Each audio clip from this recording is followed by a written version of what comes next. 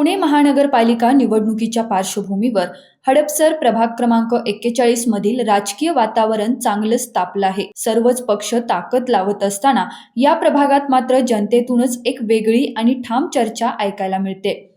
गेली 20 वर्षाहून अधिक काळ निरंतर सेवाकार्य करणारे प्रमोद नाना भानगिरे आजही नागरिकांच्या विश्वासाचे केंद्रबिंदू ठरत आहेत. प्रचाराच्या गडबडीतही नानांना भेटायला येणारी गर्दी, डोळ्यात दिसणारा विश्वास आणि घराघरात होणारं आपुलकीचं स्वागत हे त्यांच्या कामाची खरी पोचपावती आहे. नागरिक ठामपणे सांगतात, नानांनी दिलेला शब्द फक्त आश्वासन नव्हता, तो त्यांनी कृतीतून दाखवून दिला.